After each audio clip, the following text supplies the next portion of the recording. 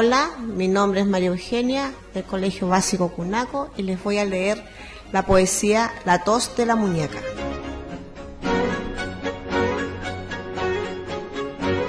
La tos de la muñeca. Como mi linda muñeca tiene un poquito de tos, yo, que enseguida me aflijo, hice llamar al doctor. Serio y callado a la enferma, largo tiempo examinó, yo poniéndole el termómetro, ya mirando su reloj. La muñeca estaba pálida, yo temblaba de emoción, y al fin el médico dijo, bajando un poquito la voz, esta tos solo se cura con un caramelo o dos. Germán Verdiales. Leyó para ustedes María Eugenia. Y colorín colorado, este cuento se ha acabado.